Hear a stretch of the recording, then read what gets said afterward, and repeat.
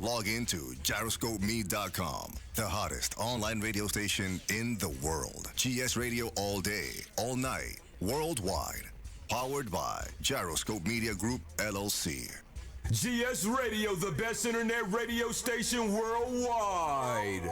Providing the best in music and talk shows. Go to www.gsradionj.com and check out the best internet station in the world. You're listening to GS Radio, internet radio station powered by GMG LLC.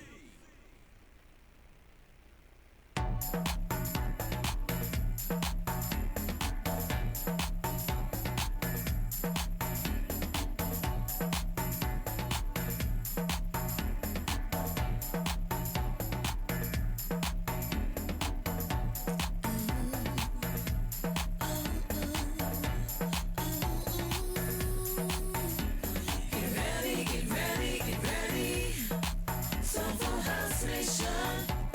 Get ready. Soulful House Nation. Get ready. Soulful House Nation. Oh yeah. Soulful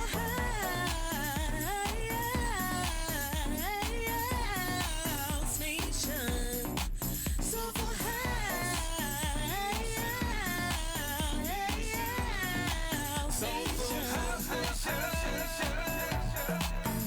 Get ready, ladies and gentlemen. DJ Dan with Soulful House Nation. I'm coming to you live from the 8th floor. Yeah. Woo. Wow, we got a little different look today from the moment. Had a little, I know it happened.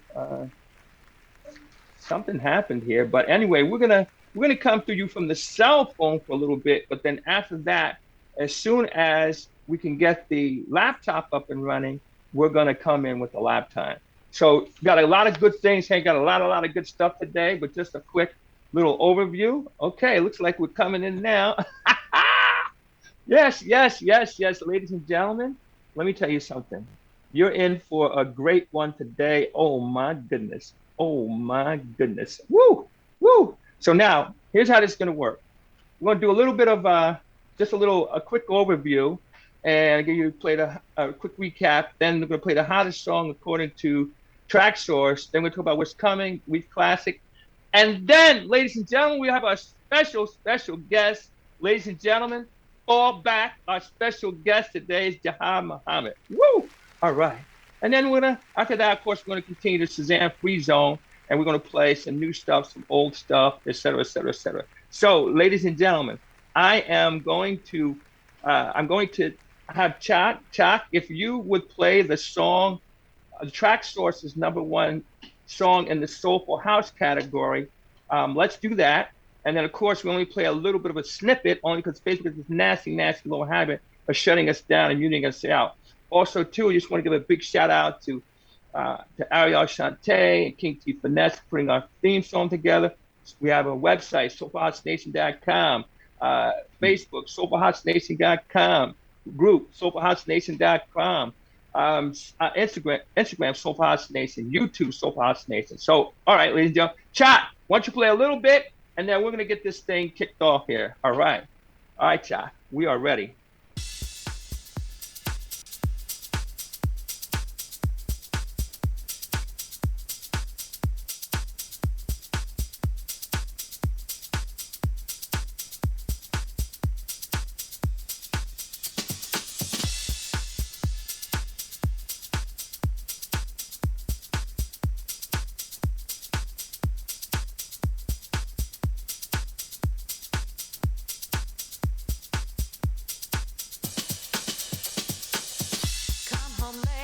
It seems you barely beat the sun. Tap my shoulder, thinking you gon' get you some. Smelling like some fragrance that I don't even wear. And if you want some loving, I suggest get ready, ladies and gentlemen. DJ Dan with Soulful House Nation coming to you live from the 8th floor. Woo!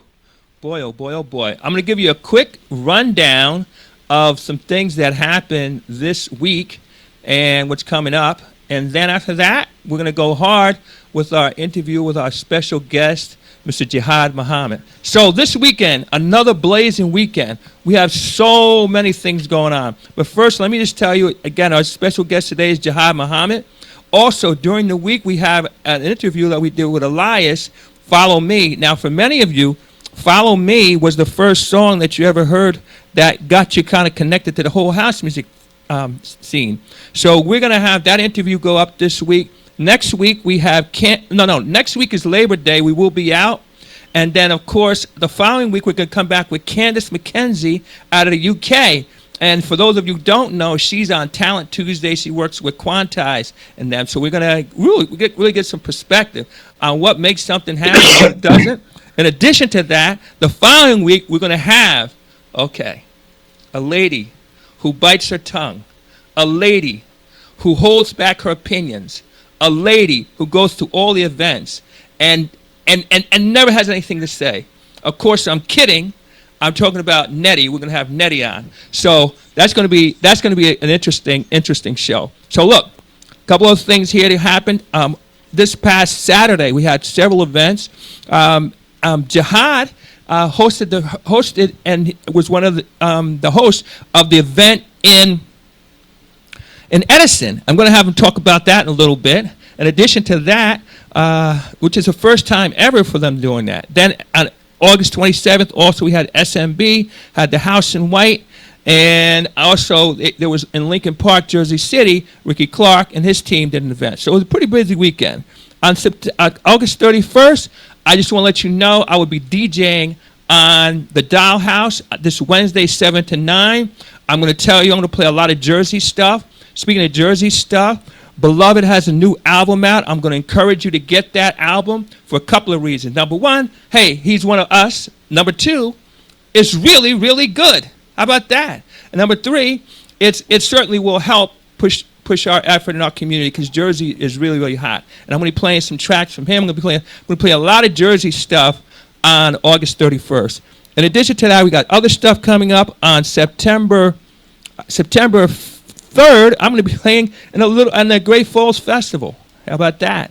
First time they ever had house music there. Then September 5th on Labor Day, I'm going to be playing at the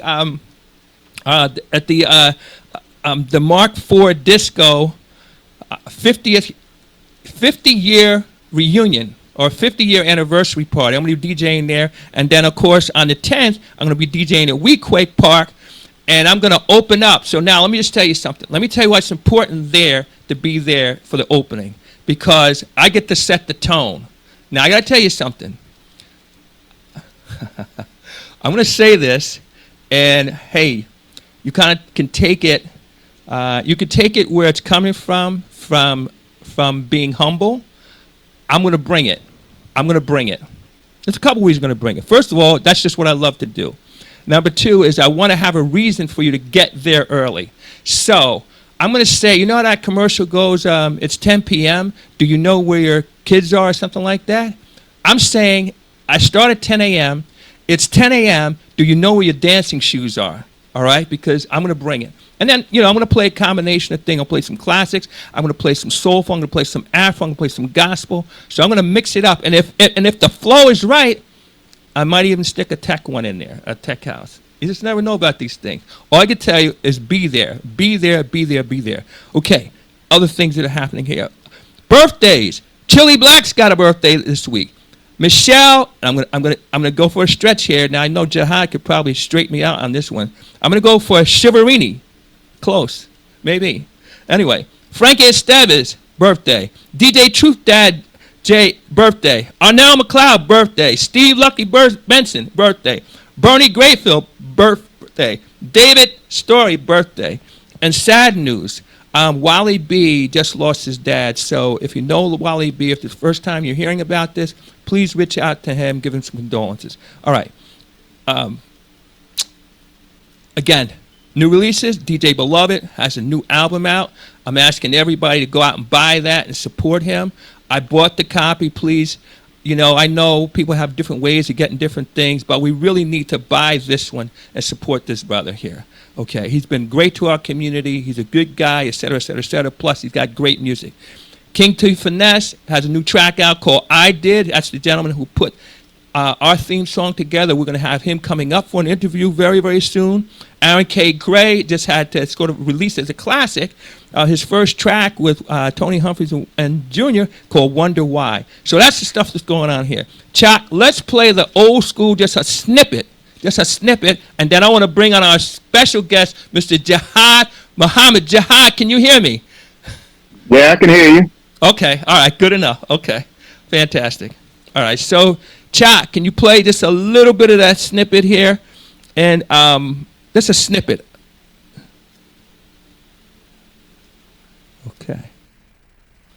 Okay. Here we go. Now, what's exciting about this is when you're doing things live and things sometimes don't go exactly how they're planned. So, my computer? This is always exciting. Anyway, all right, so we'll come back to that. But in the meantime, the name of the track that we were going to play, JIHAD, you might recognize this song here from 2016, is called Like Rain. Remember that track? Like Rain. I remember it, yep. Yeah, tomorrow. Yes. So anyway, I'm going to put that in there as our sort of our old school classic. Hopefully you'll get that up and running. But let's do this. So, let's get started then. First of all, I got to tell you, thanks so much. Also to, I want to also just give a little shout out to Henry Gibson. Henry and I talk a lot, and your name comes up frequently when we're talking about like high performers and making it happen in the scene and stuff. So it's really, really a pleasure to have you here on the show. So let's do this. Let's get started, like we do with the easy stuff. Just tell us a little bit about you, just so for the people who don't know, they can be introduced to you. So. Well, I'm JIHAD MUHAMMAD. Born and raised in Newark, New Jersey. Mm-hmm. Attended the Newark public school system, of course. Mm-hmm. And what else would you like to know after that? Okay, so well, tell us this then. How'd you get started with music?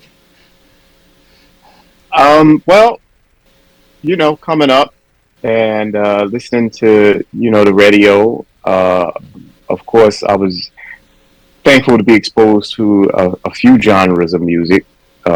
Jazz being one of them, classic rock, R&B.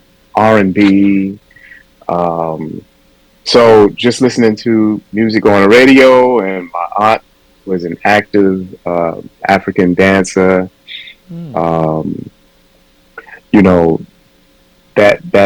That musical upbringing that I had inspired me to want to get into DJing.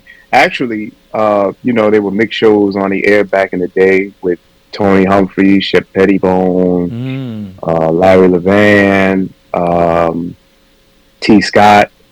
So the first person that actually really influenced me was Shep Pettibone, because he used to do special edits on the radio. Mm-hmm. And that kind of intrigued me to wanting to get to know, like, well, I wonder how they do these little special edits. The person who inspired me to be a DJ was Tony Humphries. Oh, really? Okay. Yeah, between Tony Humphries and Timmy Regisford, those two were very instrumental in me wanting to become a DJ. What's interesting about it, when you hear so many people talk, and even I can't tell you how many people go back to Tony Humphries and Timmy Regisford. As a matter of fact, before the pandemic, I was at the DJ Expo in Atlantic City, and they had Laid Back Luke, all right. Mm-hmm. Also, at another one when I was in Las Vegas at another DJ Expo, they had Paul Oakenfold, and they all referred back to Tony Humphries and Timmy Regisford. Oh, wow! Isn't that interesting? Right. These guys. I had other influences as well too, because you know, if you're old enough to remember 92 KTU, sure. They had DJ battles on the air back in the day. You had, I believe, Hippie was one who participated in one of the DJ battles. You had the Latin Rascals back then. Sure. They were like, you know, and their style of DJing was totally different because they did a lot of what we call mashups today. They were doing them back in the day, you know, but they were doing it with reel-to-reels and splicing the tape and, you know, joining the tape back together, and they would come up with these edits and stuff. So that was another thing that me and Omar Abdullah, my stepbrother, we used to listen to those DJs all the time, and what we would do was we would do pause tapes, if you know what a pause tape was. Yes, I do.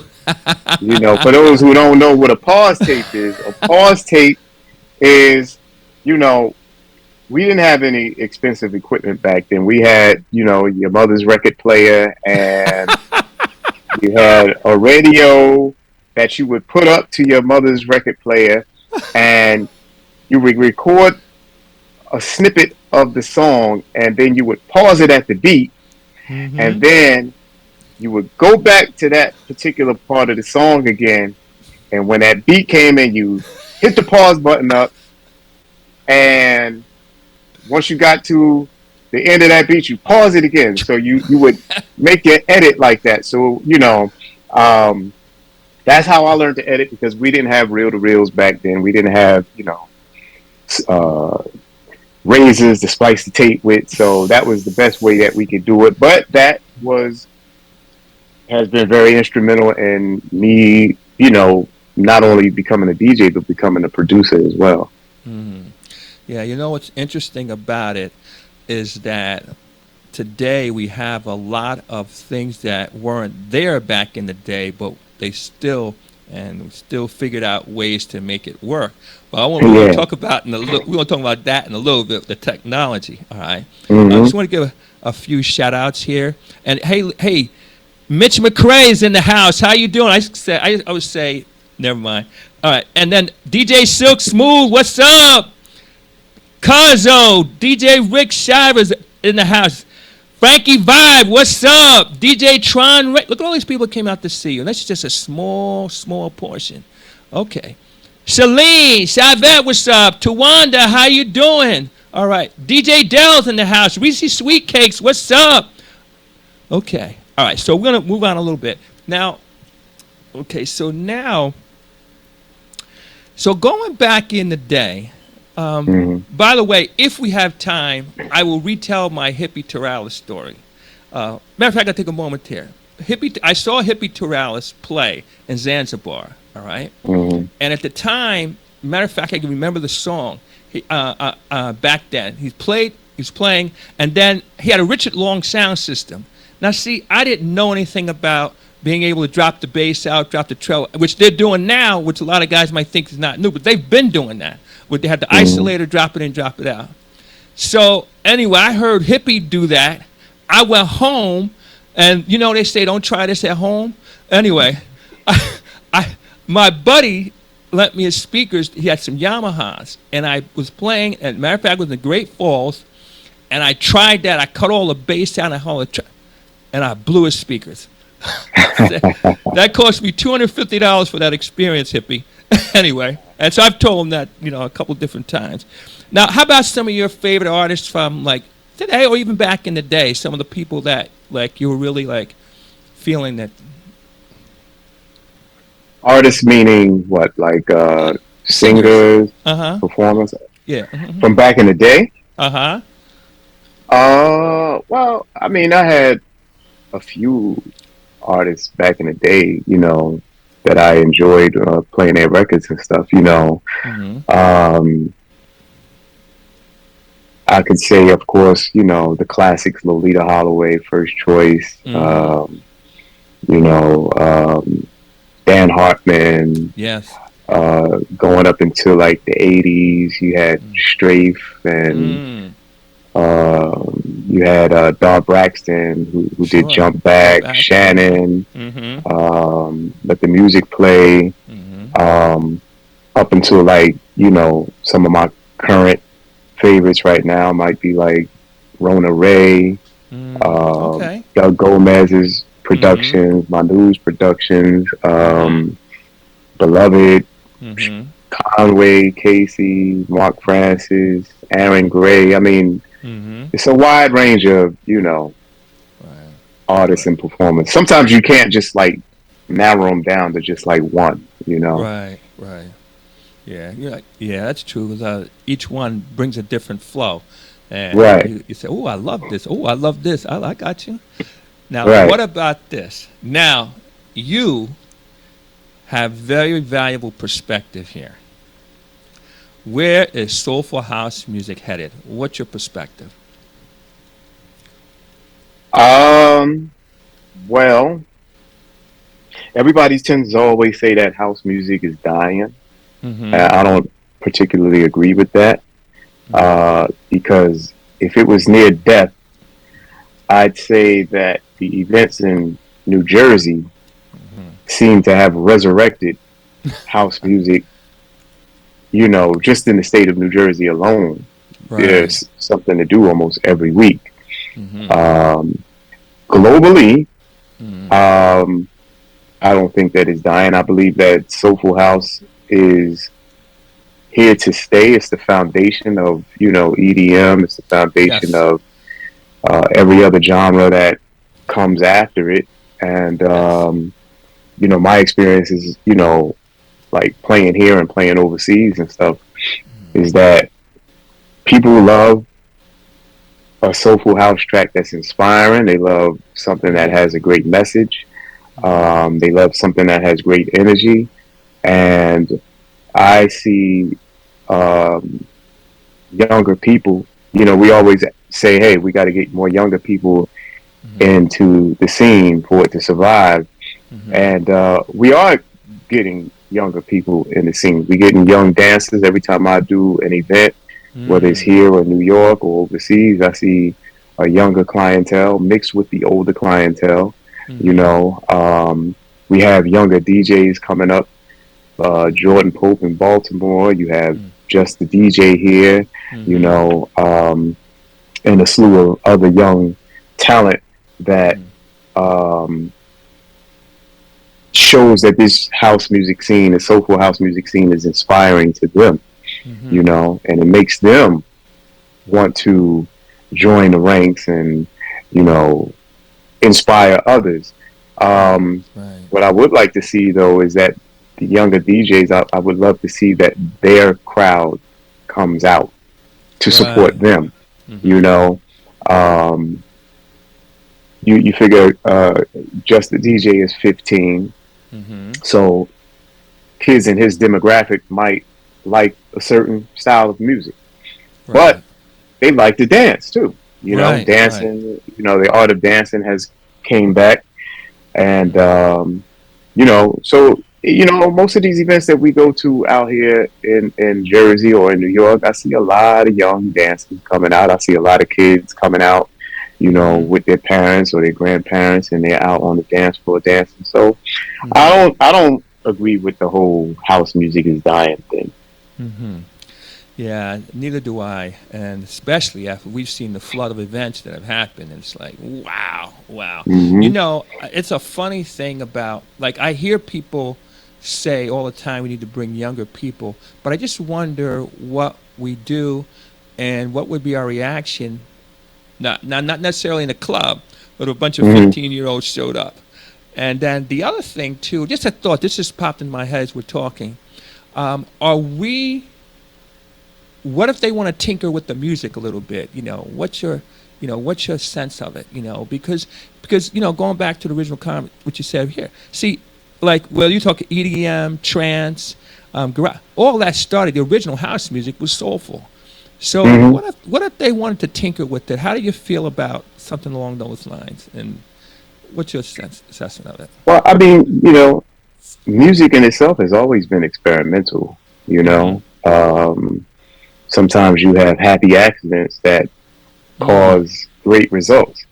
So if they decide that, you know, they want to tinker into music, you know, I mean, I'm all for it. You know, I'm all for learning different things. I'm all for learning new things that, you know, sometimes we get stuck in our old ways of doing things, and you know, we don't want to break out of that. But like I said, music has always been experimental, so why not give a fresh approach to, you know, the scene? This is how we progress, right? You know, we progress. You know, one time we was 8 tracks, and then it was vinyl, and then it was CDs, and now it's digital files, and it was turntables before, and CDJs, and you know, now you have controllers, and so, you know, you had what we used to buy music, you know, via vinyl or CD, and now you can actually stream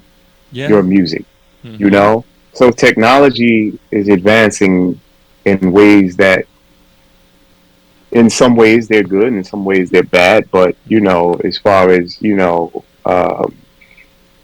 newer blood coming in and tinkering, and you know, with the music and stuff, hey, let them do it. They may show us something, you know, that we need to know. You know, the young people all seem to always have their finger on the pulse of what's happening next. Right. You know? Right. So why not let them explore and, you know, have fun? All right. Now I'm going to ask you this question here. See, a lot of people, okay, I like to say it this way. See, most people want the baby, but they're not willing to go through the labor pains. Let's talk about JIHAD Muhammad. Like, what does it take to be JIHAD Muhammad? Thick skin. Yeah, you know. Like, all they see is that there you're making it happen, you got it popping, and like the crowd's going crazy and this and that. And what does it take? What don't they say?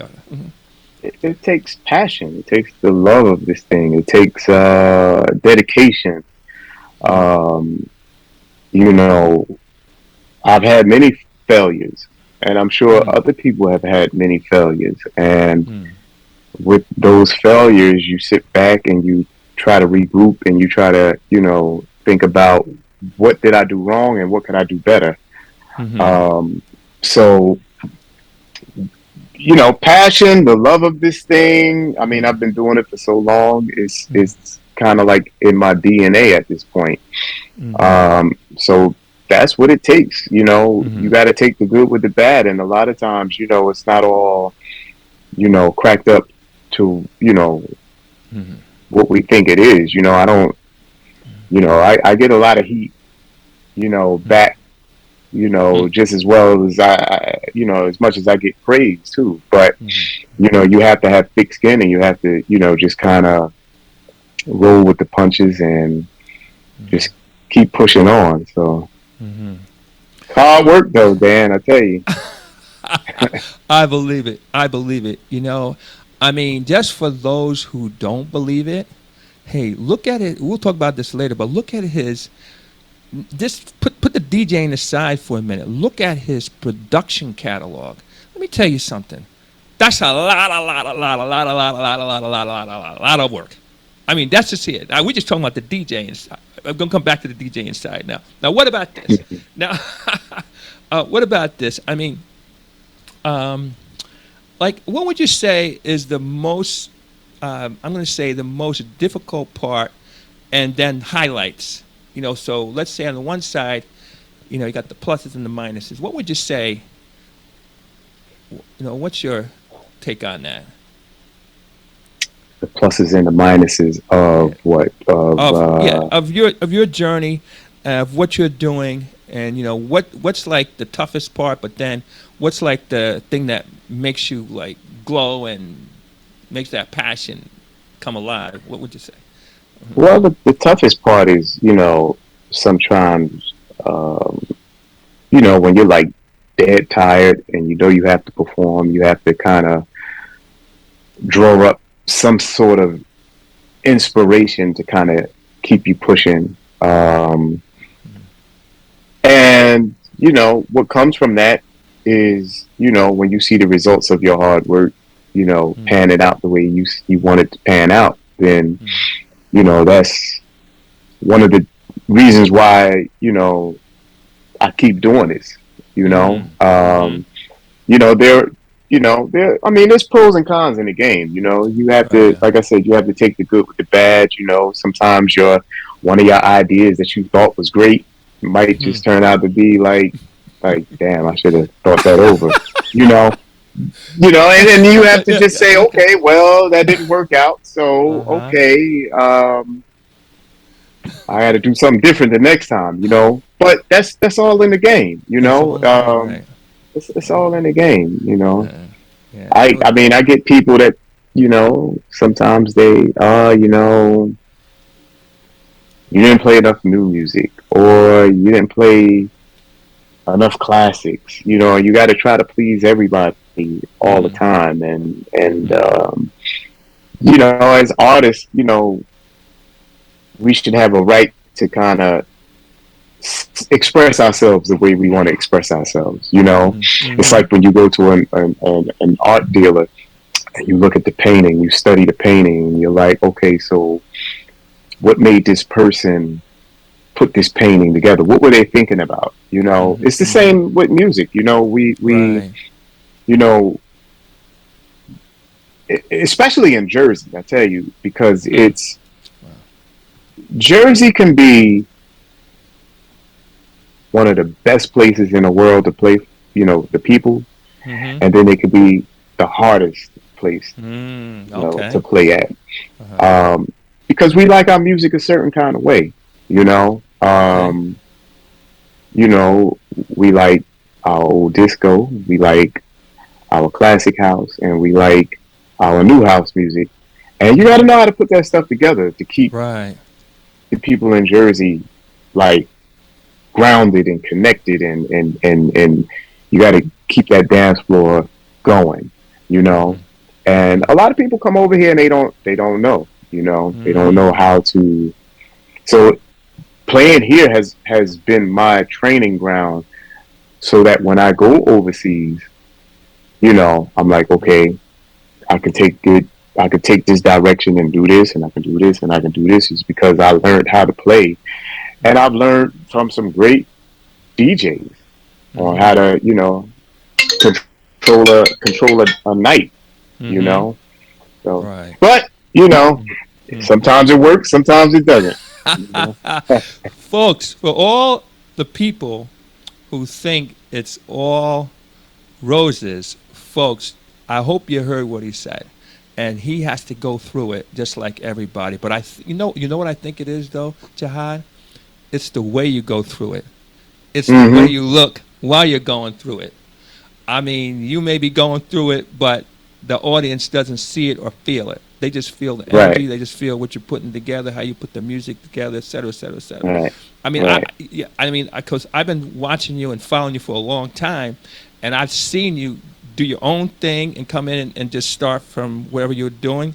But then I've seen you have to come in behind a great DJ, and you got to keep the energy going and pick the energy up, you know, to get it through the night. So I've seen you do. So, you know, I respect that, you know. Now, how about this? Okay. What do you see as your role as, say, one of the more seasoned DJs for either people coming behind you and or bringing younger people in? How do you see yourself? I don't know. I don't know.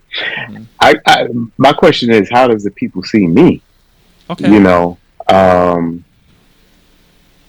mean, you said I was a seasoned DJ. I never said that. You know, that's what you said, Dan. I don't, you know, I've been around, you know, but I don't know. Tell me what your perspective of it is. Okay. So for me, you're a person who I consider a role model. And I say that because, I mean, you have the gifts in many different areas. Okay. So let's say you want to be a great DJ. Okay, you can look at JIHAD MUHAMMAD.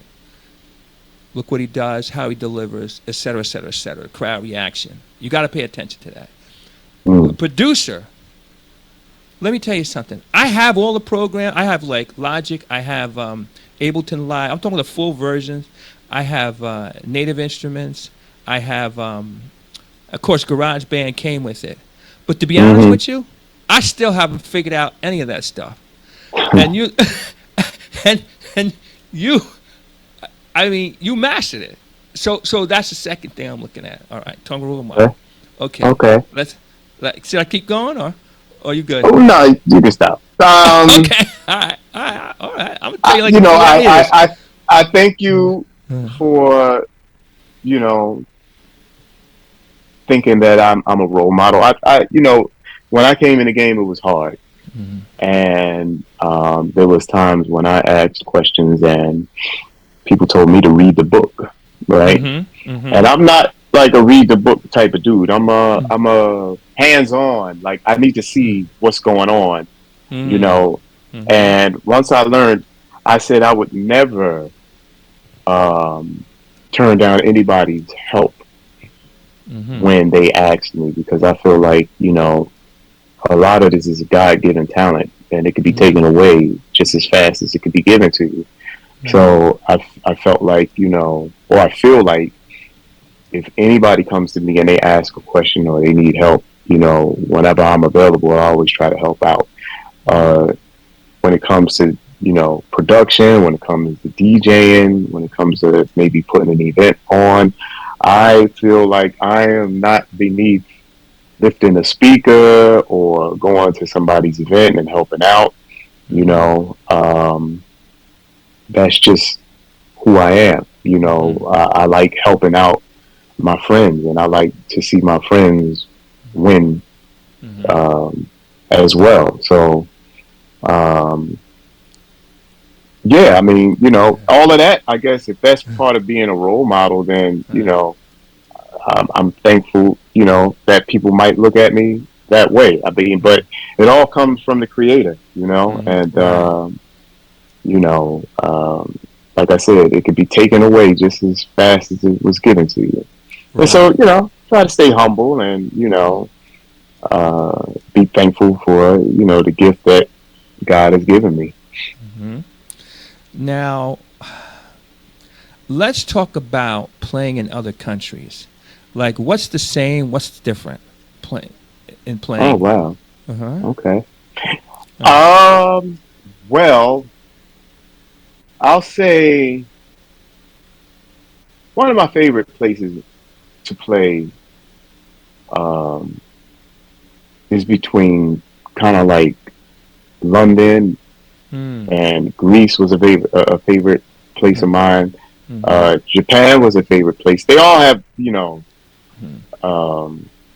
their reasons why they were my favorite places. But Japan, I was able to stretch out. They want you to do like 13, 14-hour sets in Japan. Okay. Wow. London and Greece, especially for me, more London. Soulful House is really like the thing there, and the soul movement, is very big over there. So I get to play like songs that I normally wouldn't play here in Jersey when I go to London, and crowds are kind of like in between, a mixture of older, more seasoned house heads and younger seasoned house heads. So I think what I like about traveling overseas is that they appreciate the artistry. They seem to have studied you, or kind of looked at where your career has been, or how your career has been progressing, So they'll come up to you and tell you, "Hey, I like that song you produced," or Okay. I played this song on my show, and it was a great song, and thanks for producing it and all that other stuff. Whereas over here, that might come from a DJ. It may not come from a fan per se. Wow. Okay. You know what I mean? It might come from a DJ like, "Hey man, that song you produced was hot." The crowd here is different. Whereas like they may like your style of DJing. Okay. Like I said, you gotta keep them moving over here. And overseas, I can be a little bit more experimental with the music. Okay. Than I can here. When I was doing Cricket Club, for me that was a place where I can kind of express myself because I had the night to myself. I didn't have to share a 2-hour time slot with somebody, and so sometimes when you do that, you have to, especially over here, you got to go in and you just got to bang them out. You know what I'm saying? It's like you got to leave off. You got to start where the last DJ left off at. In Europe, it's the same thing, but musically, it's different. I'll play a different style of soulful house. It's more forward to the floor, and it may be things that they may not know, but they'll groove with you. Okay. Sometimes over here, it's like if they don't know the song, they might just kind of fall back. And the only way that you get them to like the song is if you are locked in a groove, in a pocket where you could just say, "I'm gonna just throw this in because right now, this is what I'm feeling. This is what I'm feeling." And if they roll with it, cool. But if not, you just got to be like, okay. So I learned from like guys like Tony Humphries, like how to continuously break a record. Timmy, how to break a record. So you just keep banging that record out until you make them like it. They go, okay. Now I get it. Okay. Yeah. Okay. Yeah. Interesting. Now, here's a question I wanted to ask you too. In Europe, a lot of people that say might show up in the audience don't necessarily look like us, especially the northern New Jersey crowd. And even even the pockets like Atlanta, Baltimore, et cetera, et cetera, et cetera. What was your reaction when you saw all these people that didn't necessarily look like us, but seemed to be just as soulful? What was... Look like us racially, you mean? Yeah, as a matter of fact, yes. Okay. What was your reaction to that?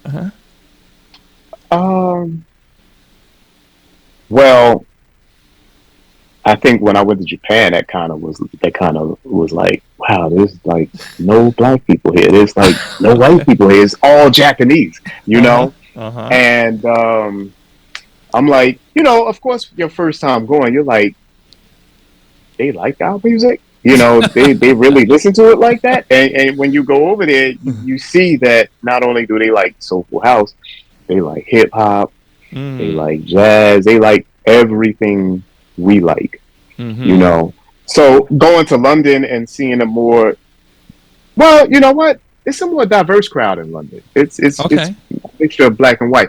New York, London would remind you of what you would see in New York. So that wasn't so much of a culture shock for me. Okay. Japan was. Okay. Russia was. Okay. Greece was. Even though they're European, when you go to these countries, you don't think like they would really be into soulful house like that. But the European house music scene is very large and wide. So when people always say they like our kind of music over there, I'm like, yo, they love it. They love it. They love it. What's crazy is when I went to Japan one year, they had a West Coast hip hop party. And Okay.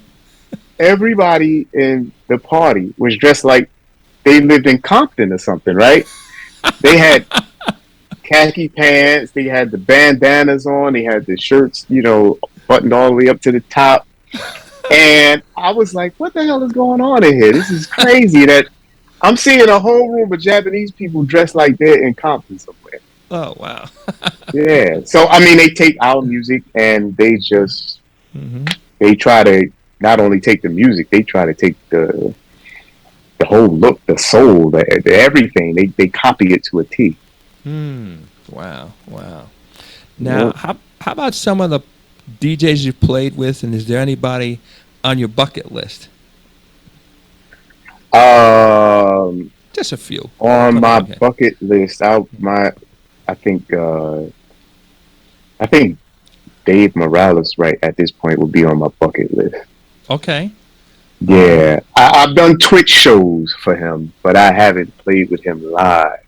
Okay. So everybody that I can honestly say, and I'm humbled by this, everybody that I looked up to when I was a kid, before I even started playing music, Jelly Bean, Timmy, Tony.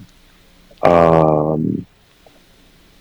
I never played with Larry Levan, but I got to see him, but I never played with him. But those guys that I looked up to, I can now say that we are peers, and I've had an opportunity to work with them,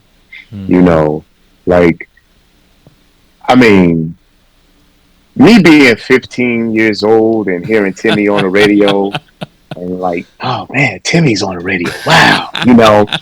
And then being able to go to his crib and chill with him. You know what I'm saying? Like, it was like, oh man, I can't believe I'm over here. This is, something that I dreamed of doing. Jelly Bean, playing with him numerous times. Danny Crivet, Joe Clarcelle, Tony Humphries. I mean, all DJ Spin, Charisma, all the people that I looked up to growing up, I had an opportunity to play with them or do some work with them. So yeah, David Morales would be the guy on my bucket list to actually do a gig with. Okay. Yeah. See, there your peers. See, you're on the 10th floor. See, I'm on the 8th floor. Anyway. That's all right, but we're making noise down here on the 8th floor. Yeah, you making noise. And you say, what's going on down there? All right. See, but you're interviewing, big stars too. What are you talking about? Listen, on the 10th. Listen. You might be on the 11th floor, man. I'm telling you. No, I'm coming to you live from the 8th floor. Oh wow. How about let's talk technology for a minute. Okay. Now, you've been in, you mentioned reel to reel. I mean, you mentioned 8 tracks. Hey, reel to reel. There were, let's see, I forgot the name of it. It looked like a cassette. It wasn't a cassette. But the DAT machine. The DAT machine. The DAT machines have been around. That. Then also, too, you talk about slicing and dicing and making music. Let's see. Then we had turntables, and we went from like the Thorns type, which and then the 1200s came out. Then after that, the CDs came out. After the CDs, then the laptops started coming out. Then the flash drives, and now people are. What's your take on the technology? And there's right now there's this big controversy, especially in the house community, about controllers versus CDJs. Some guys still want to play with CDs. I'm not saying anything's wrong with any of it, but what's your take on it? Well, I might have to be politically correct on this one, right? No, I'm gonna be honest with you. I feel that when you're in a nightclub, you should play on nightclub equipment. Okay. All right.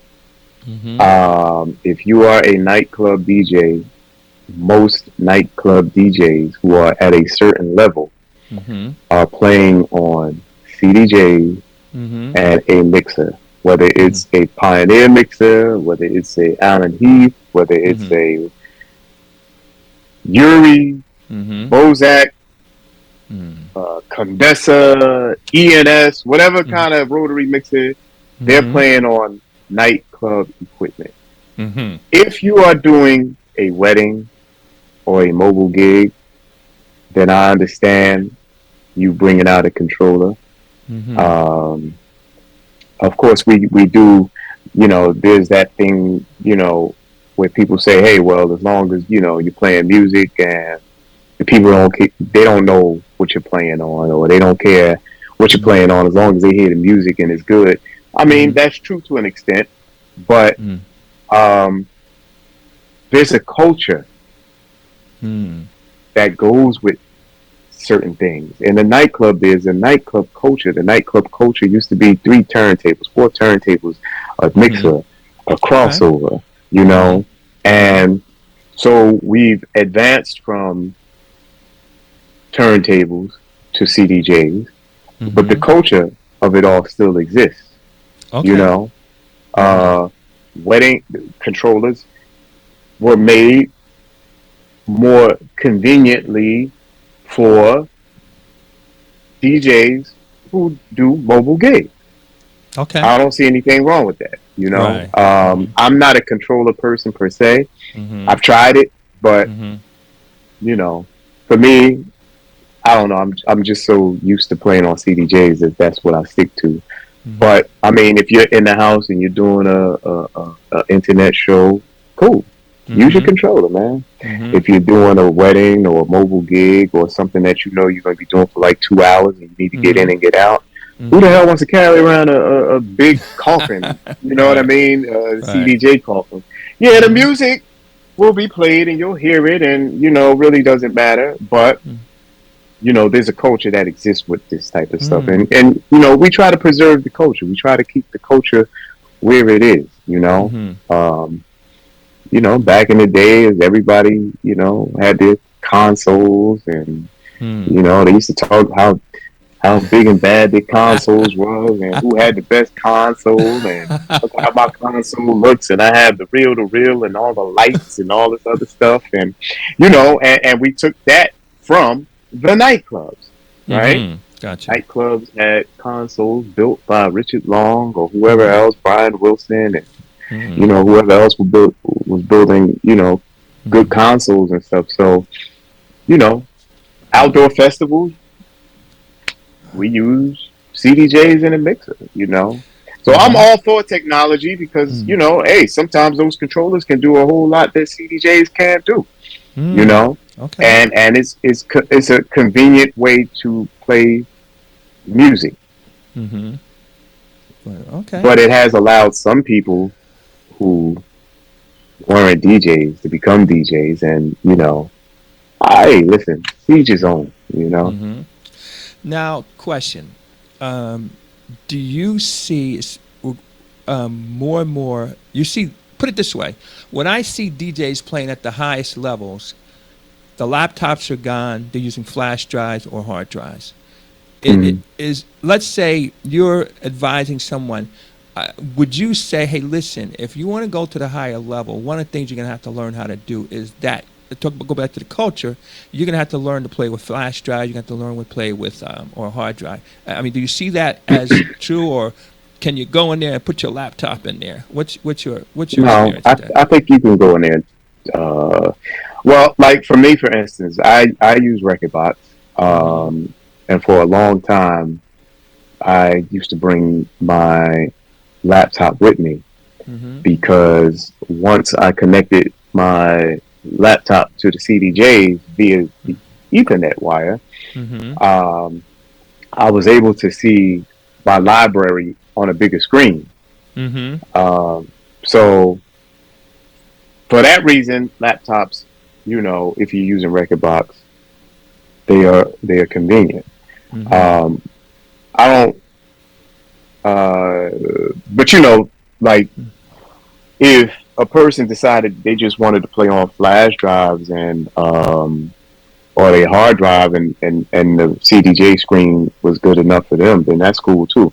I mean, now with the 3000s though, I mean, it's kind of almost like I've been lately leaving my computer at home now because the screen on the CDJ 3000 is so big, and the technology is that much closer to me using my laptop that I find that I may not even have to bring my laptop anymore.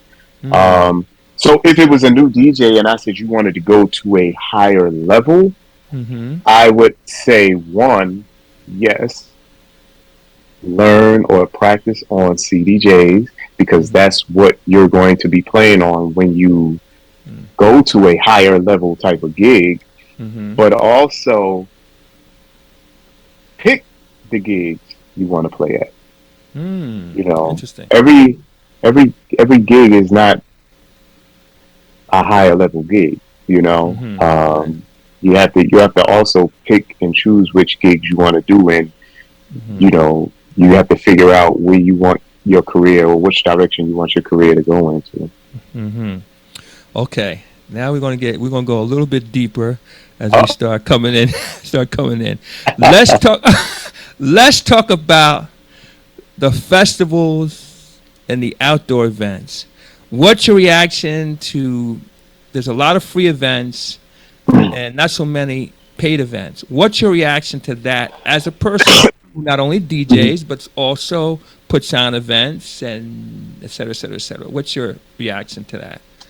I have a story. You want to hear the story? Yes, absolutely. You know what? We're putting all timelines out of the window. Once upon a time. Not so long ago, right? It was Lincoln Park. Outdoor Music Festival. A 3-day event that consisted of gospel, house, and hip hop, right? And when that started, that was the only game in town. And then people wanted more. So then One Acre Park came about, right? And that was once a year. So you had Lincoln Park and you had One Acre Park. And the people wanted more, right? So all of a sudden, you know, you got Linden popping up. And then people wanted more and more and more and more, right? To the point now where people are saying it's just too much going on the same day, right? But what makes New Jersey unique? Because a lot of times I hear comparisons between free outdoor events in Jersey versus, let's say, Chicago, where the people pay, right? What makes us unique is that, one, we can go somewhere almost every day in the summertime. Right? Sure. Two, a lot of times these house music events are funded by the towns that are giving them. So what people deem as a free outdoor event isn't always free for the town that's giving it. You know, there's revenue being made from the town, for instance. You know, so if One Acre Park is doing something, of course, we may look at it like, hey, it's free, we're not paying for it, but somebody's paying something. The vendors are paying, you know, the town to come in, and then they're being charged for that. The people are spending money. So the vendors are making money, you know, and, you know, these towns have budgets that they set aside so that they can give these free outdoor events to the people. You know, people paying taxes to these towns and stuff like that. Hey, why not give them something, you know, give something back in forms of entertainment or whatever. The other thing too is that, like in New York, they just had Sting International Day, right? And Eric Adams is a friend of Sting, right? So imagine in the state of New Jersey, you have Tony Voss, the mayor of Irvington, Ross Baraka, the mayor of Newark. Who's the mayor of East Orange? That's Roselle. Donald Shaw is in Roselle. East Orange is Ted Green. Ted Green. Right? Ted Green.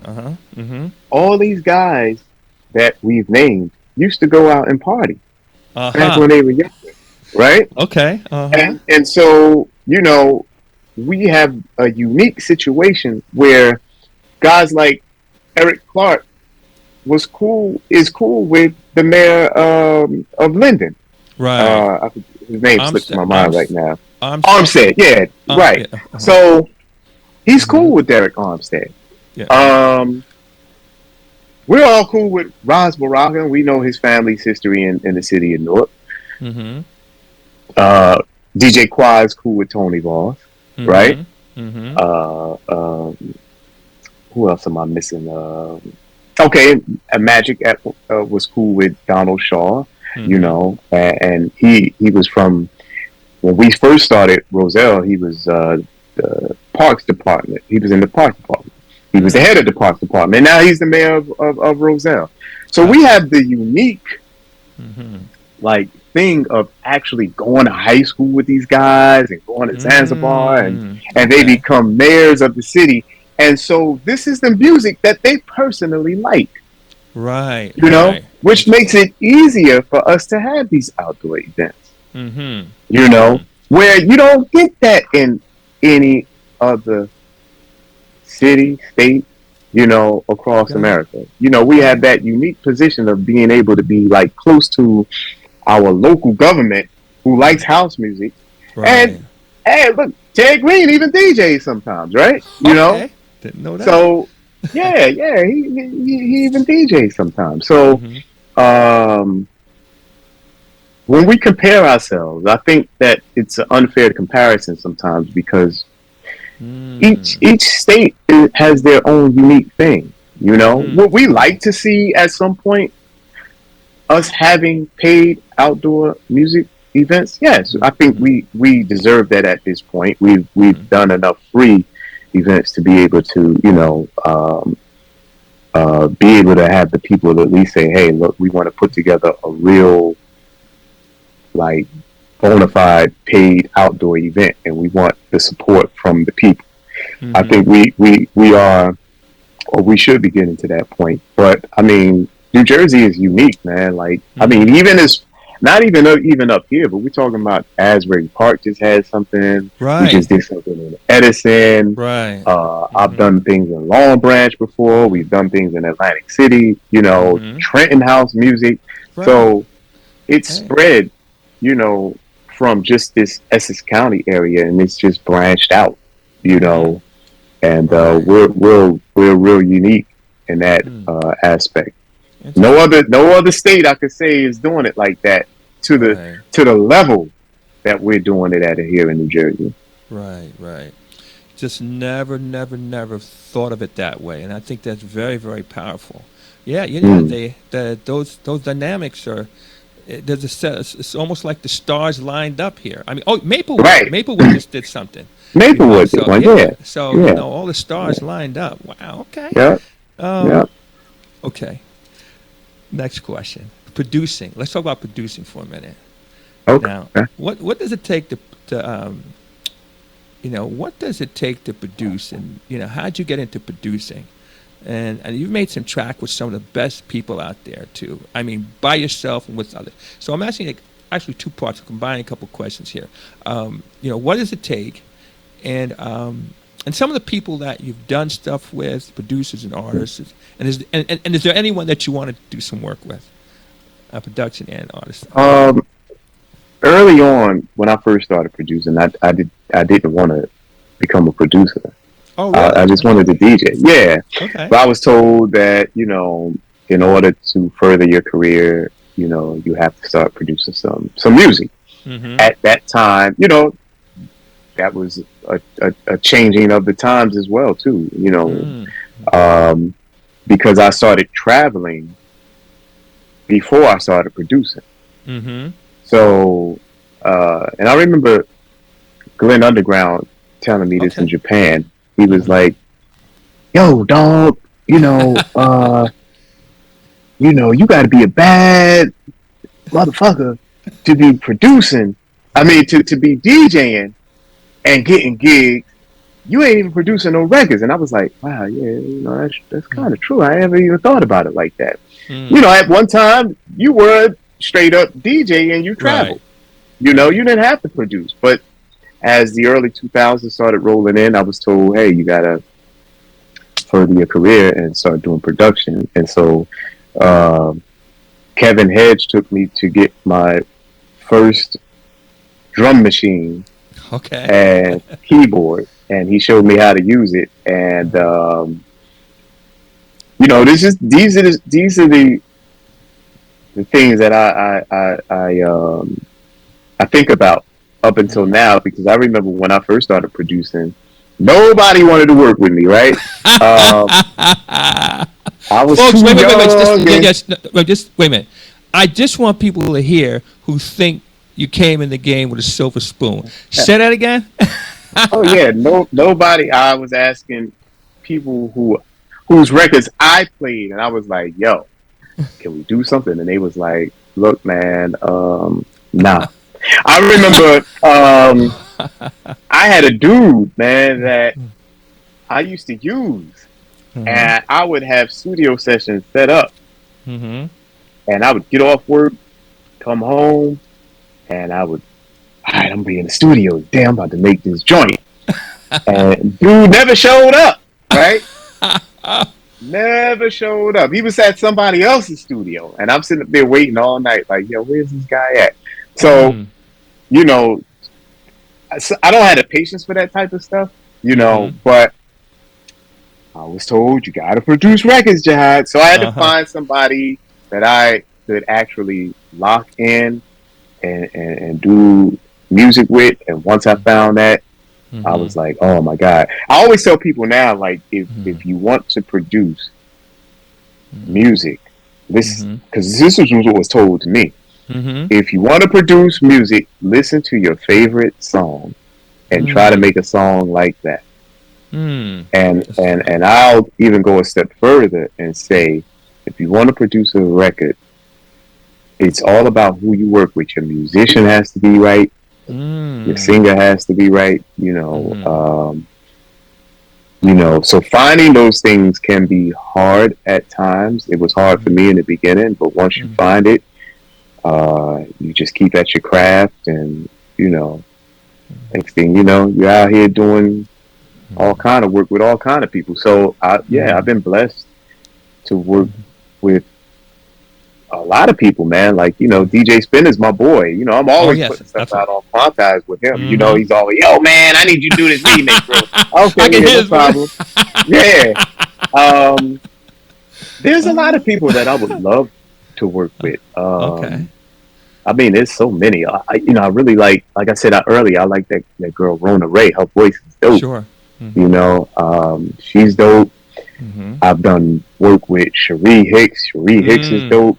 Miranda Nicole is dope. I've done work with them.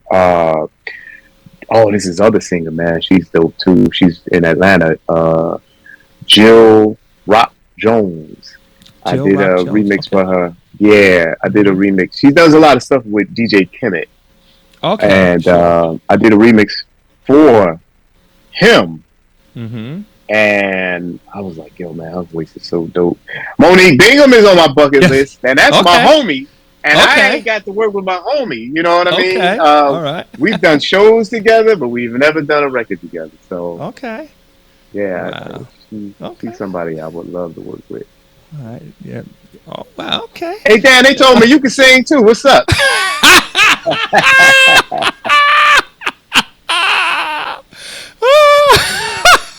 They said get ready for the get ready track. I'm telling you.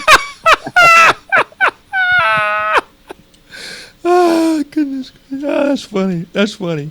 Well, listen, I'm okay. All right. I'm gonna make a revelation now, since you kind of called me out there. I'm a tremendous shower singer. I'll give you your money's worth in the shower. Hey, listen, man. Sometimes that's where the magic happens, right? Oh, well, listen, I don't know. It might be black magic. It's not anyway. That was funny. Oh goodness, that's funny. All right, matter of fact, I along with another person that will go unnamed. I mean, all I'm going to say is you have to practice to be that bad. Anyway. Yeah. So anyway. Bad meaning bad or bad meaning good? Which no. No, this ain't no bad meaning good. I mean bad meaning terrible. Yeah. Oh my God. Oh goodness, I know my limit. Well, I think the Lord gives you two gifts when it comes to singing. The first gift is that you can sing, but I think the more powerful gift is to realize you can't sing, and realize it early enough so you go ahead and do something else with your life. That's going to make sense. That's right. So that's right. Anyway, that's right. Me singing. That's funny. Goodness gracious. Well, wow. Do you like producing or DJing more now that you're advanced along in both fronts? I'm a DJ first and foremost. Okay. Mm-hmm. Somebody told me, the way I produce music, I produce music that I want to play. Mm-hmm. I guess that's good, right? Yeah, I guess that's absolutely good. Mm-hmm. So that's the DJ part of me. I guess if I wasn't a DJ, I think I'd probably be a better producer. I think so. Okay. Yeah. Really? Okay. Yeah, maybe. I don't know. That. Yeah, I think so. But I think I'm going to switch up how I produce now, and tap more into things that I used to listen to growing up. Because it wasn't always house music. It was classic rock. It was jazz. It was more ambient styles of music. And I think that that's a way of giving people, another part of me, or letting them see another part of me. Everything doesn't have to be so 125-ish, and actually, when I first started producing, my first record was like 110 beats per minute. And so of course, in this day and time, music, this house music scene is more DJ driven. So you got to have something that is like 4 to the floor, or something that's Afro, and that people want to play. But house music is not just that. House music is what we want to express to the people. And it's matter of fact, it's not even house music. It's just music. We're DJs. You know what I'm saying? Right. And we introduce all types of music to people, not just house music. So we should be able to express that part of us when we're producing music. Two thoughts. You're saying Andrew Fellow out of South Africa, who we interviewed, and you can find his interview somewhere in there, is producing house music, but it's like a 110 to 115 beat, or 116. Matter of fact, when he did a Nile Weathers, this man, that was like 115, 116 in that range. And I'm seeing more and more stuff coming out, especially out of South Africa, which is that kind of like almost R&B-ish type, faster R&B-ish type. Anyway, and then this popped into my head just now. What do you think? And I know there's a controversy about this. The DJ and/or / the producer as an artist, as opposed to an artist, meaning a singer. What do you feel? Is there a place for both? If it should be more DJ driven, it's very DJ driven now. I mean, you look at some of the big names, et cetera, and also artists. So what's your take on that? That just popped into my head just now. I was watching a documentary called Sound City, and what's funny? Did you ask that question? The producer used to be the guy who cleaned the studio, right? Okay. He used to be the guy that you'd be like, "Yo, man, go get me some coffee," right? That was the producer, right? And the producer now is the DJ, you know, but you can't have music without artists, right? Right.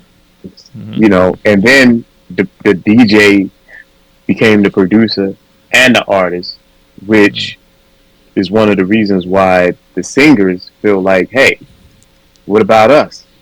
You know, we are the artists, you know, and back in the day, y'all used to come see us, you know, right. And now we started fading to the back because the festivals and the music business has become DJ driven.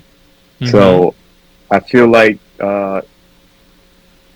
whenever I do a song with an artist, I don't try to do the JIHAD Muhammad featuring thing.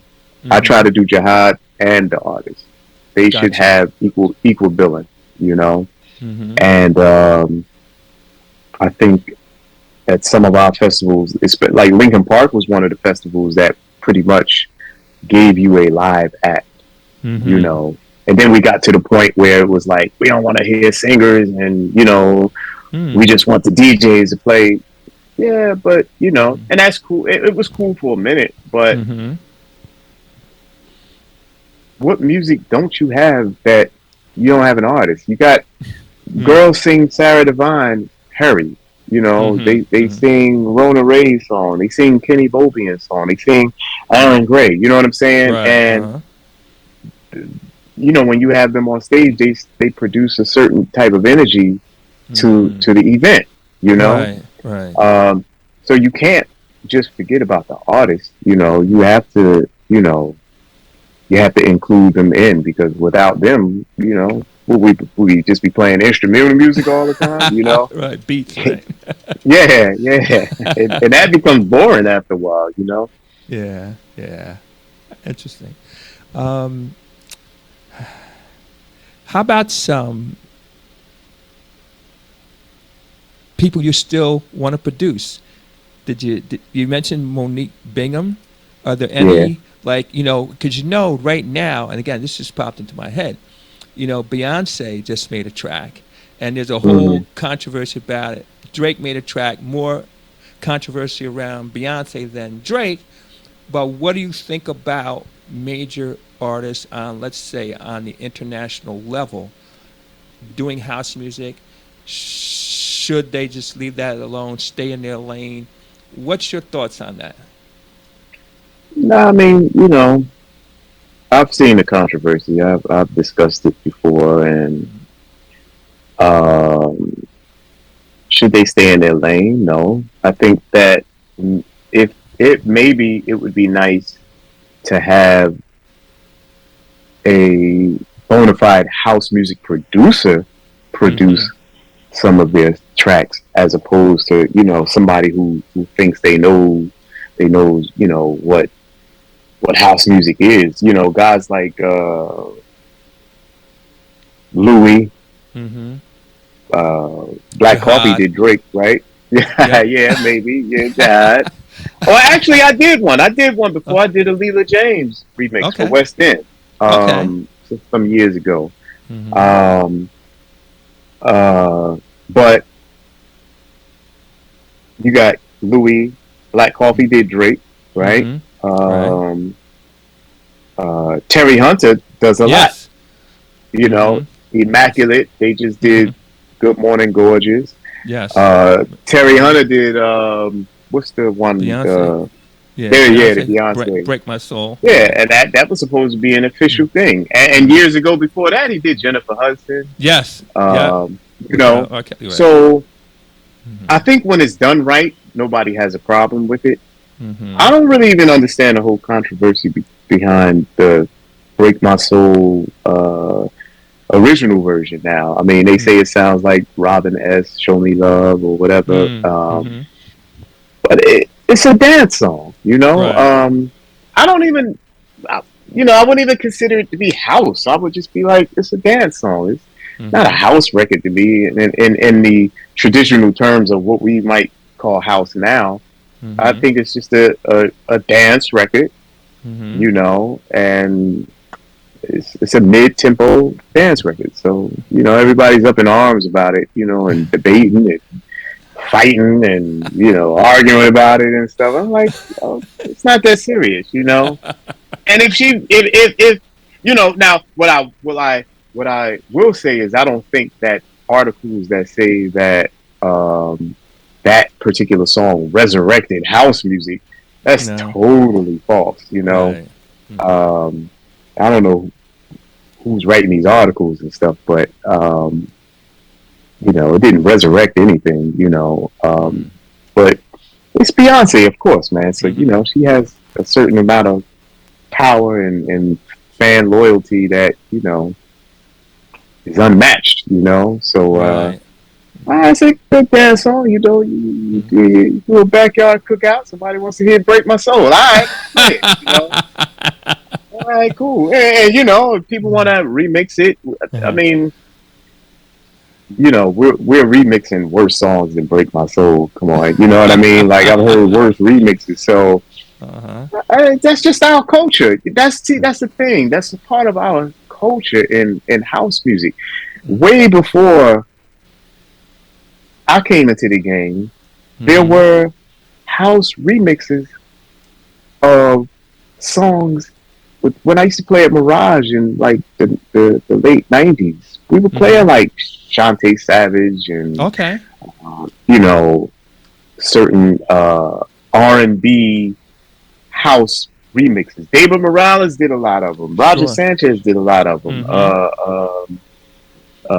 Move the Swing did a lot of them back in the day. You know, we used to play those things, and so I don't know, you know, that's part of our culture, you know.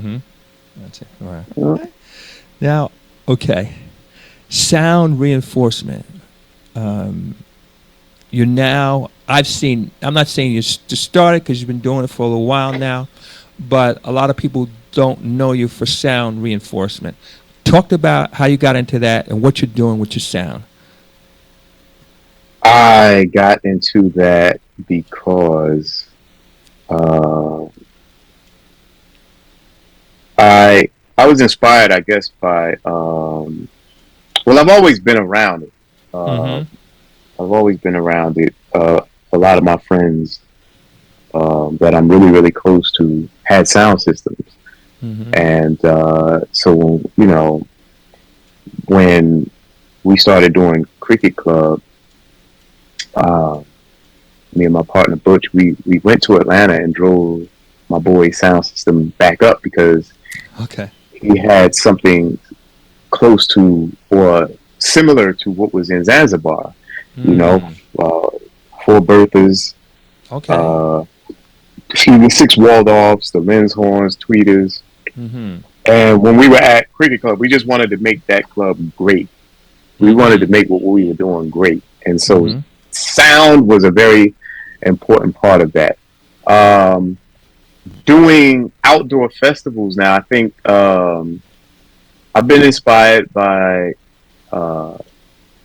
Strike Sound, Henry Gibson, and I don't know, just the music thing is my thing, man. So, you know, it's like, I like to get in on, you know, I like to just get into everything about it. So, I figured one year, hey, man, I could do album art. Let me try that. So, you know, I went to Vinny, Deep Cut Audio, and he did my amp rack and everything for me, and you know, he helped out a lot, and we did it, and you know, it was pretty good. It was pretty good. And from there, I guess I just caught the bug, so started buying more stuff and more stuff and more stuff and more stuff. That's how that happened. Like, you know, with our Mulberry Commons party, one thing that I agree with T.Y.'s when you interviewed him was that you asked him, why not rent a sound system? Why use his own? And his response was because he wanted his own sound. Gotcha. You know, he wanted his own sound system, and he knew what he wanted his sound system to sound like. Gotcha. And I agree with that answer 100%. I had something, but I didn't make sense to continue to hire someone to do sound for me when I had sound already. So why not just bring out my own sound? And you know, since I'm buying all these speakers and spending all my rent money, I might as well bring this stuff out. And because I've been around sound enough, and I've talked to, you know, different people about different things. I think I talk to Henry Gibson all the time about sound and stuff. And you know, I know how I like my sound to be. I know what I like. And so, you know, we purchased a line array system, and you know, technology is different now. You know, I mean, I didn't want to. I mean, I have the Cricket Club system in my storage unit, but I want to bring that out. It's like super heavy, and you know, and times have changed where you can still get that type of sound without having to bring out all, you know, the heavy speakers and stuff.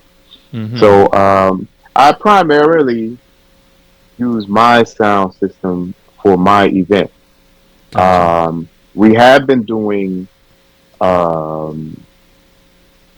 Veterans Park with Dawood Johnson and the Beloved. And I did Zandi Shijay's South African festival she had at Weekway Park. But I'm not particularly trying to be in the sound rental business. I just got speakers that I like, and I do the events that I do with my sound system. Now, if somebody wants to use it, yeah, okay, no problem. We can work that out, but I'm not particularly trying to be like this sound guy like Carlton or Henry or, you know, anybody else. I just got it, you know, so that I can have my own stuff. Got you. You mentioned the Cricket Club. Is the Cricket Club coming back? What's the story there? Or can you not share? Put it that way. Or some things some things are better left unsaid. Or what can you share? Put it that way. Is the Cricket Club coming back? No, it's not coming back. The Cricket Club, you know, they say, hey, man, all good things must come to an end at some point, right? And what I will say is that we had a great time doing Cricket Club. We had a lot of support from the people who came to Cricket Club.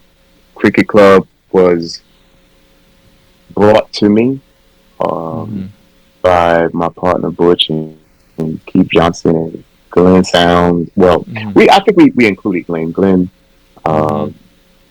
he was a partner with us before he passed away. But I had initially turned Cricket Club down. I was like, I don't want to do that. But then I was asked again, and I was like, oh, okay, well, this big room, yeah, I want to do the big room. A lot of ups and downs with Cricket Club. You know, people not wanting to go in that particular area of Irvington at one point in time because they, you know, we knew from back in the day that area used to be kind of sketchy. So, you know, to get people to come to that area and party and never have an incident, you know, was great. And the amount of talent we brought through to Cricket Club, you know, I mean, Kevin Hedge, BLS, we had Doc Martin, BLS, Charles Dixon, BLS, Louis Vega, DJ Spin, Rich Medina, Adiva, Byron Stingley from Tennessee, Tony Humphreys, I mean, we brought a lot of talent to Cricket Club. So, pandemic hit. Our last party before the pandemic was Danny Privet. And then the pandemic hit, and for however long that lasted, and when things were kind of subsiding, Cricket Club was used for a movie shoot. The Wu-Tang movie that was actually on Hulu TV. They shot some of the scenes at Cricket Club, and after that, we never got a call back. To say, hey, either we're going to do the parties again or we're not going to do the parties again. So it was kind of like we just figured it out. It's like we're not going back. So now they do live jazz Fridays there. And so people ask me quite often, like, y'all going back to the Cricket Club? What's up with the Cricket Club? Like, Cricket Club is over with, man. That era is gone. Yeah. Wow. Wow. Hey, how about this? We're getting down to the wire. In fact, forget about it. We're past the wire, but this is good. Okay. Any place you want to play that you haven't played, and what can we expect from you going forward in terms of projects, DJ spots, events, etc.? Any place that I played that I would want to play. Maybe there's a few festivals. There's a few overseas festivals I would love to do. 51st Street. I would love to play in Croatia. I did Southport Weekender this past fall, I guess, and that was great. I'll be going back to London in November. So, club-wise, I don't have anything mapped out for any indoor events at the moment. It's actually been quite refreshing to kind of just take a break from always planning an event, indoors. But Club Eclipse in Irvington has been very good to us whenever we wanted to use the space, to just keep the brand flowing and stuff. George, the owner, has been very good. Project-wise, I just finished a remix with DJ Spin, and everybody's been encouraging me to maybe try to do an album, I guess. So I may take some time out and come up with some ideas for that. But the DJing schedule is still like going strong. Coming up, we have Mr. SMB's event coming up.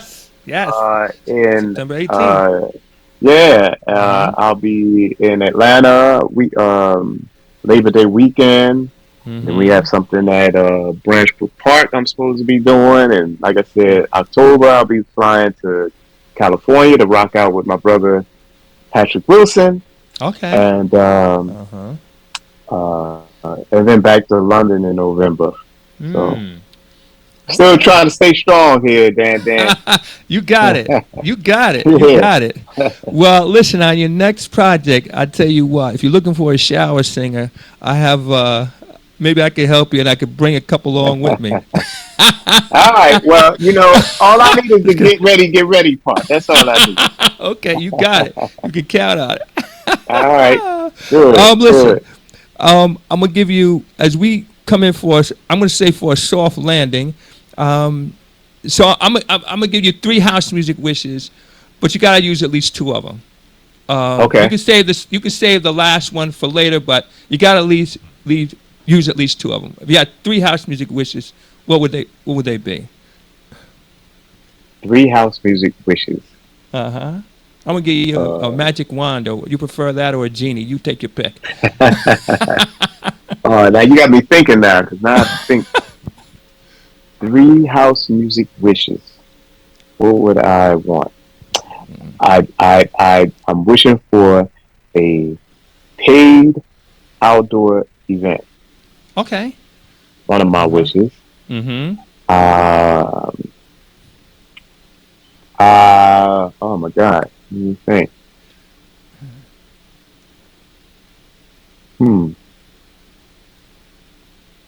You know, you might have stumped me on this one. So a paid outdoor music event. I think I think I'm gonna put this wish into reality though. I think I want to do another Adidas birthday party somewhere in Jersey. Okay, just hold that thought for one moment. But listen, we need to talk because Adidas needs to sponsor it. Keep going.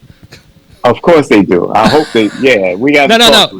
We're gonna talk. They'll sponsor it. We'll continue that conversation. All right.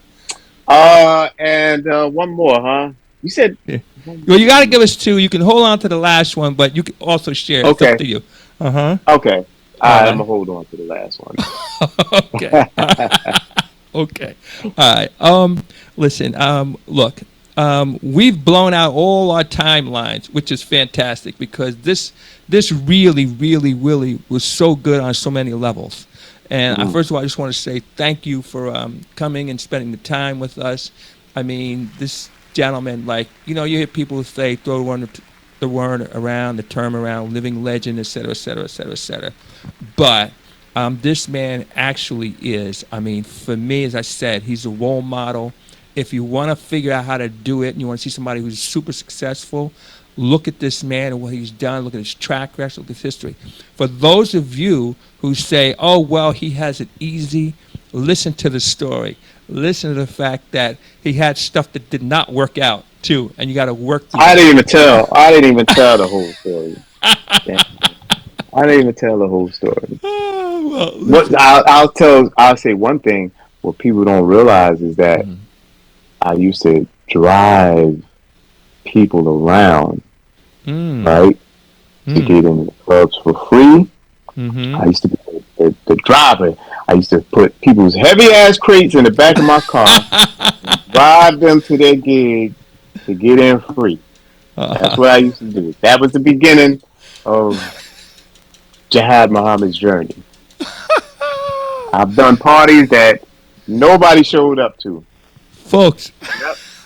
I used to go to Kinko's and make flyers and, you know, write them out and copy them, give them out, and nobody still came to the party.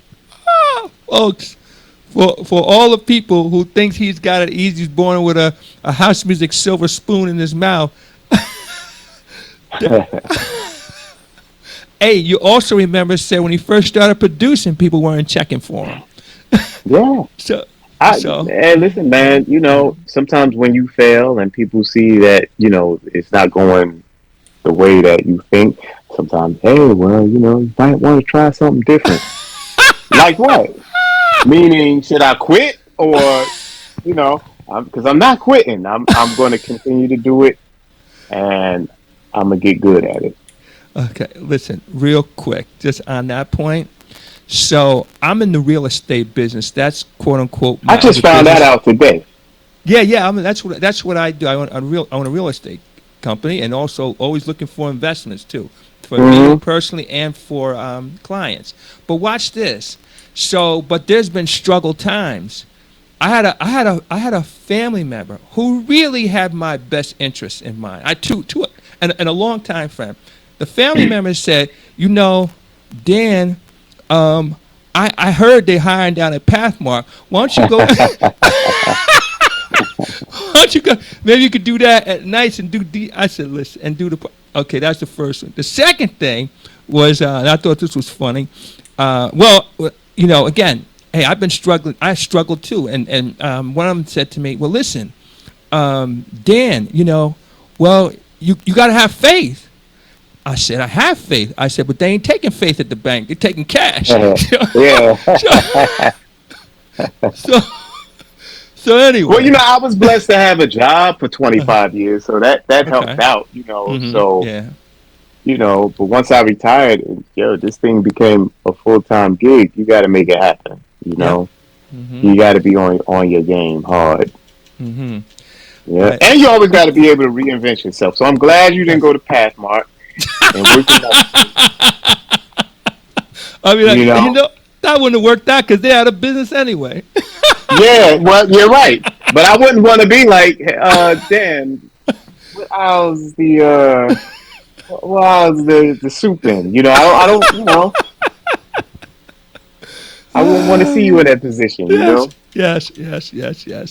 Well, anyway, I hope again for people who are out there and who are thinking about this thing and maybe running through some tough times, just understand that, hey, listen, anybody who's gotten to the top of their game has had to go through it. And I just hope they get that. And they hear, too, you as somebody who's really on the 10th floor has said, wait a minute, you didn't take the elevator straight up. There were some stops along the way. Oh, yeah, of course. And sometimes you had to take the steps. That's right. That's right. Anyway, so if people want to follow you, support you, keep up with you, how do they do it? Oh, you can find me on Facebook. I'm JIHAD Muhammad or JIHAD Muhammad. Mm-hmm. Starting back in October, God willing, I'll be back doing my show on Twitch every Saturday, Bang the Drum Sessions. Mm-hmm. You can follow me on Instagram at jmove68. Mm-hmm. I'm around. Okay. All right. Wow. Hey, listen, thank you so much. I gotta, as usual, when I see you, I always make sure that I try to be worthy. I try to be worthy, and I always. And then too, I just want to share something else too. For those of you who want to make it, listen. You see JIHAD at the events. JIHAD doesn't have to attend any events, but he goes around to events and he supports people. Maybe doesn't make a lot of noise in any given event, but he's there. He comes around. He takes selfies with people. He shakes hands and he checks things out. But I'm just letting you know. I mean, he's a guy that is not just. Don't you know who I am? He's a good guy, and I'm just letting you know. All right. So anyway, okay, JIHAD, thank you so much. Thank you. All right, ladies and gentlemen. Hey, listen, we're going to play like a couple minutes in the Shazam Free Zone. We got about 4 minutes, 5, I don't know, till 3 o'clock. We're going to go on Twitch. We're going to go on Soulful House Nation 1. Joy will put up a link. Hey, Joy, thanks for coming out. So many people came out here. Look, here's just a partial list. Wakil Ali, what's up? Big Logan, what's up? Oh, goodness. Cheryl Kennedy Thompson, what's up? Oh, my goodness. Look at Tawanda Gray, Kim Moultrie. Sharonda Phillips. Oh, my goodness. Look at all these people here. Oh, my goodness. Look at this. The Problem Child. LaTanya, what's up? Oh, my goodness. Here's a laugh.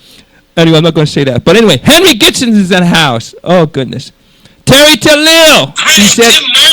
He said he was coming up to the 8th floor, and he said the elevator got stuck. Anyway, okay. DJ Tron Ray. Frankie Vibe is in the house. Right back. Oh, goodness. Okay. All right, so listen. Hey, folks, thanks again for joining us. Great interview. This is one of those that you got to keep going over and over and over. And here's a gentleman that's covered so many aspects of this game here. And if you want to get lessons, if you want to get encouragement, if you want to get an education, of course, have some fun, you need to go back and watch this interview. If you have, this is the kind of interview that when you see it, you have to have a discussion with people because there's so many jewels were dropped here. Hey, JIHAD, thank you so much for sharing with us. Thank you, Dan. Hey, thank you. And again, when I see you, I'll make sure that I kiss the ring or whatever I need to do, okay? Yeah, I'm changing your name from Dan to Dan the Man. That's who you are, Dan. No, I'm just the man who knows the man. Ladies and gentlemen, I'm DJ Dan with Soulful House Nation. We're coming to you live from the 8th floor. Get ready. I'm going to start this thing off here with this track here that a lot of people don't really know about, but it's such a great track. And of course, Bang the Drum was involved with this one here. Let's see if I can get this thing here going. Oh, man, I love this track. I have a counter on here. It looks like I've played it 38 times. Okay. That's Love this man is doing here. Okay, here we go, ladies and gentlemen. DJ Dan, Soulful House Nation, coming to you live from the 8th floor. We're going to go into the Shazam free zone. Follow the link. We're going to have about a 15-minute run or a 10-minute run. We're going to play some tracks. Here we go. Don't forget, this Wednesday, I will be at the Dollhouse. And I'm going to play a lot of Jersey stuff, so join us. Here we go.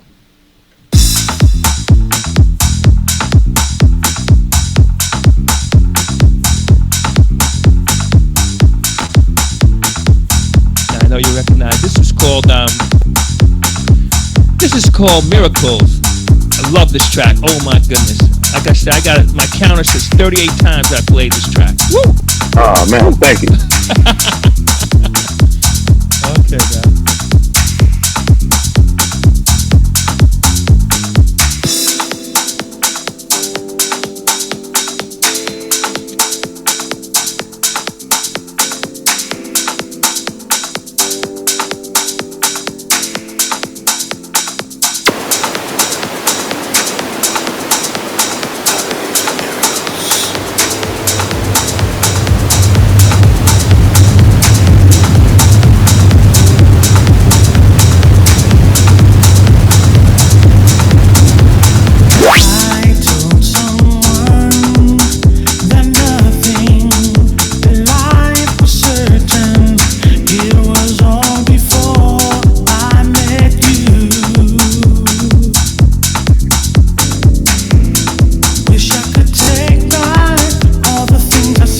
Track is called Miracles, Teddy Bowman, Frankie Feliciano, and of course Bang the Drum.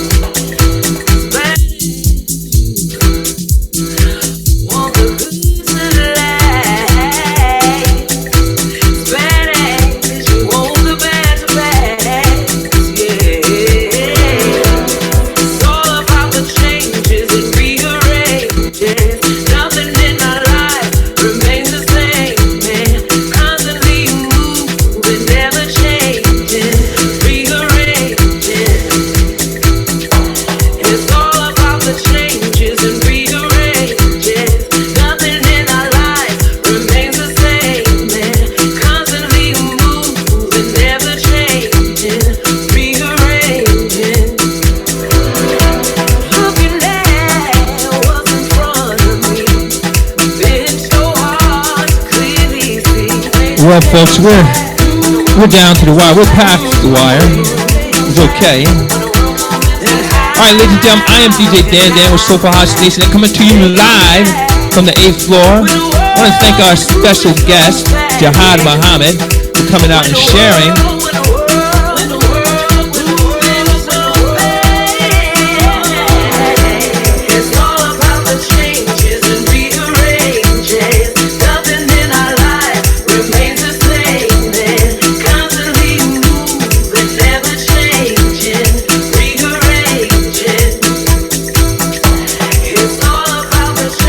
The tracks we played were Miracles Kenny Bobian, the Bang the Drum remix, Frankie Feliciano and Kenny Bobian on the vocals.